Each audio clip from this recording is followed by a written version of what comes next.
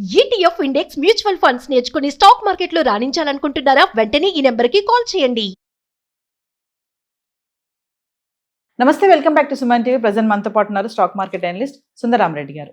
నమస్తే సార్. నమస్తే. Sir, America, Israel, Iran war మరి impact gold, silver, crude oil, dollar పైన అంటే ఇన్వెస్ట్మెంట్ స్ట్రాటజీ ఎలా ఉంటుంది? మరి ఈ టైంలో ఈ రేట్స్ కూడా హైగా జంప్ అయిపోవడం చూస్తున్నాం మనము. అంటే ఎంతవరకు వెళ్తుంది ఏంటి ఒకసారి డీటెయిల్? ఈ పాయింట్ ఆఫ్ టైంలో అయితే సిల్వర్ +5% రన్ అవుతుందండి. అండ్ ఎంసీఎక్స్ లో ఆల్మోస్ట్ 3 lakh దాటింది చాలా రోజుల తర్వాత సిల్వర్. అండ్ గోల్డ్ అయితే ఆల్మోస్ట్ 1,66,000 దాటింది. అండ్ గోల్డ్ కూడా 4% పెరిగిపోయింది. అండ్ ఇండియన్ రూపీ అయితే ఆల్మోస్ట్ 53 అంటే 0.53% డ్రాప్ అయింది. అండ్ ఈవెన్ క్రూడ్ కూడా ఈ పాయింట్ ఆఫ్ టైంలో 9% ప్లస్లో ఉంది. న్యాచురల్ గ్యాస్ +4% ప్లస్లో ఉంది ఎంసీఎక్స్లో. అంటే ఈరోజు మొత్తం మీద ఆల్ కమోడిటీస్ అన్ని కూడా బాగా రైజ్ అవుతా ఉన్నాయి. ఎందుకంటే మెజారిటీ కమోడిటీస్ అన్ని కూడా మన గల్ఫ్ రీజన్స్ వస్తుంటాయి. కాబట్టి ఇప్పుడు ఈ వార్ తోటి షిప్స్ మొత్తం డిస్టర్బ్ అవుతాయి కాబట్టి ఇన్సూరెన్స్ కాస్ట్ పెరిగిపోతాయి కాబట్టి షిప్పింగ్స్ మొత్తానికి. అండ్ ఇవి షార్ట్ టర్మ్ పాయింట్ ఆఫ్ లో పాజిటివ్ బయాస్ మీద మూవ్ అయ్యే ఛాన్స్ ఎక్కువ ఉంది. ఎంటైర్ మార్కెట్లో ఓవరాల్గా డౌన్ అవుతున్నా బట్ ఇవి పర్టికులర్గా అయితే హ్యూజ్ డిమాండ్ రాబోతుందంట ముందు రోజుల్లో.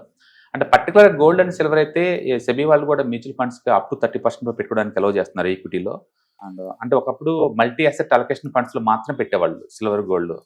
బట్ ఇప్పుడు ఏంటంటే ఈక్విటీలో కూడా అప్ టు 30% పెట్టుకోవచ్చు అని చెప్పేసి సెబీ వాళ్ళు పర్మిషన్ ఇస్తున్నారు. కాబట్టి మ్యూచువల్ ఫండ్స్ కొనే ఛాన్స్ ఎక్కువ ఉంది. సెంట్రల్ బ్యాంక్స్ ఎట్లాగో ఇన్వెస్ట్ చేస్తున్నాయి. ఇన్వెస్టర్స్ నుంచి ఎలాగో డిమాండ్ వస్తుంది. ఇప్పుడు ఇలాంటి వార్స్ జరిగినప్పుడు ఈ అన్సర్టనిటీ పుణ్యం అంటూ ఇంకా డిమాండ్ వచ్చే ఛాన్స్ ఎక్కువ ఉందన్నమాట. మొత్తానికి గోల్డ్ సిల్వర్ ర్యాలీ ఇప్పుడల్లా ఆగేలాగలేదు. అండ్ మళ్ళీ ర్యాలీ కంటిన్యూ అయ్యే ఛాన్స్ ఎక్కువ ఉంది. అంటే పర్టికులర్గా డాలర్ అయితే ఈరోజైతే డాలర్ 0.5% స్ట్రాంగ్ అవటం. అండ్ క్రూడ్ ఆయిల్ అయితే లిటరల్లీ 10%. అండ్ ₹1 క్రూడ్ $1 పెరిగితేనే 13,000 crores ఇండియన్ రూపీస్ లాస్ అవుతాం మనం. అలాంటిది ఒక్కరోజు $6 పెరిగింది క్రూడ్ అంటే దగ్గర 70,000 కోట్లు లాస్ అయినట్లే అచ్చం క్రూడ్ పరంగా చూసుకుంటేనే. దాన్ని బట్టి మిగతా మొత్తం న్యాచురల్ గ్యాస్ పెరిగింది, ఈరోజు గోల్డ్, సిల్వర్, రూపీ వీక్ అయిపోయింది. ఎంత దారుణంగా జరిగింది ఊహించుకోండి. అందుకే స్టాక్ మార్కెట్ చాలా సీరియస్గా డ్రాప్ అయింది అనమాట. ఇండియన్ విఎక్స్ కూడా ఆల్మోస్ట్ 25% పెరిగింది.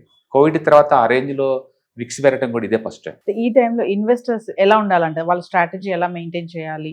బేసికల్గా equity short term point of లో చాలా వాలటిలిటీ గ్రో అవుతాయండి. అండ్ ఏ రోజుకి ఆ రోజు మార్కెటింగ్ మూవ్ అవుద్దాం అనుకున్న లోపల ఏదో ఒక ఈవెంట్ వచ్చింది అండ్ అటాక్ జరుగుతుంది. ఎందుకంటే ఒక దేశాధ్యక్షుడిని ఓవర్ నైట్ చంపేయడం అనేది చాలా పెద్ద ఇష్యూ అనమాట. ఎంటైర్ మిడిల్ ఈస్ట్ అంతా కూడా టూ మచ్ ఇది అవుతుంది. అండ్ ఈరోజు ఆరామ్కో మీద అటాక్ చేశారు. ఆయిల్ బిగ్గెస్ట్ రిఫైనరీ వరల్డ్, దాని మీద అటాక్ జరిగింది ఈరోజు. అందుకని గల్ఫ్ రీజన్లో ఏం జరుగుతుందో ఎవరికి అర్థం కావట్లేదు. అండ్ ఇరాన్ వాళ్ళు ఎంతకాలం ఇది భరిస్తారు, ఎంతకాలం అట్ల దేశాల మీద అటాక్ చేస్తారో తెలియదు. ఇటు కువైట్ మీద, అటు ఇరాన్ మీద, ఇటు ఇరాక్ మీద, ఇటు కువైట్ మీద, సౌదీ మీద, ఒమన్ మీద, అన్నిటి మీద. అంటే అమెరికన్ బేసిస్ అయితే ఎక్కడెక్కడ ఉన్న మిలిటరీ బేస్లు గల్ఫ్లో అన్ని చోట్ల వీళ్ళు అటాక్ చేస్తున్నారు అనమాట. కాబట్టి ఇద్దరు నెగోషియేషన్ టేబుల్ మీదకి వచ్చేంత వరకు కూడా అంటే stock market very bad news అనుకోవట్లేదు. అంటే వరల్డ్ వైడ్ ఈ రోజు మార్కెట్ అని డౌన్ అవుతుంది. ఈవెన్ అమెరికన్ ఫీచర్స్ కూడా ఈ పాయింట్ ఆఫ్ టైంలో 0.8% మైనస్ ట్రేడ్ అవుతుంది. జపాన్ -1.5లో క్లోజ్ అయింది. అంటే ఆస్ట్రేలియా, న్యూజిలాండ్ -1లో ఉన్నాయి. ఈవెన్ చైనా మార్కెట్ కూడా -0.8లో ఉంది.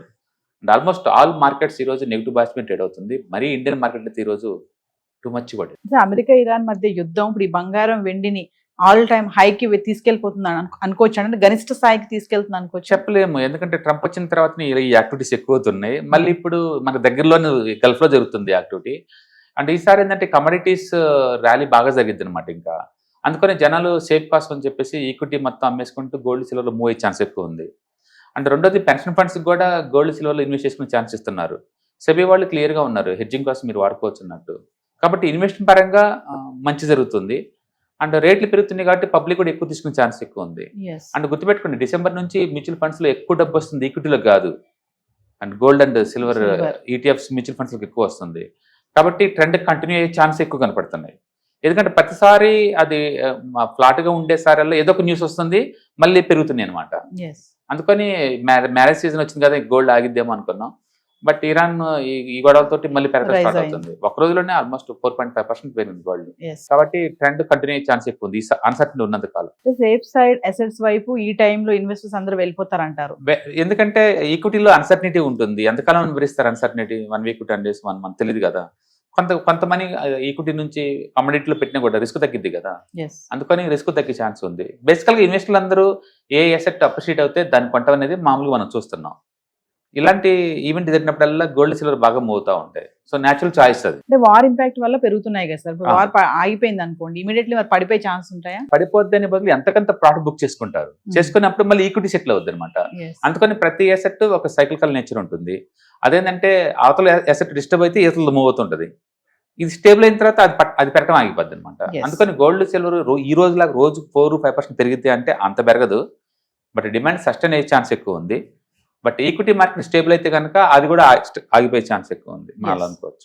సో వ్యూవర్స్, మీకున్న ప్రతి డౌట్ ని సార్తో మాట్లాడి క్లియర్ చేసుకోవాలనుకుంటే ఇండెక్స్ ఫండ్స్, మ్యూచువల్ ఫండ్స్ ఎక్కడ ఇన్వెస్ట్మెంట్ చేయాలి, ఎలా ఇన్వెస్ట్మెంట్ చేయాలి, ఎంత ఇన్వెస్ట్మెంట్ చేస్తే ఎలాంటి రిటర్న్స్ వస్తాయి, బెస్ట్ రిటర్న్స్ ఇచ్చే ఫండ్స్ ఏమున్నాయి, బెస్ట్ షేర్స్ ఏమున్నాయి, మీరు కనుక సార్ వెబినార్లో కనుక పాల్గొంటే అంటే పార్టిసిపేట్ చేస్తే మీకు ఒక best investment strategies and business ideas తెలుసుకునే అవకాశం ఉంటుంది. కింద స్క్రోల్ అవుతున్న నెంబర్కి కాల్ చేసి స్లాట్ బుక్ చేసుకోండి.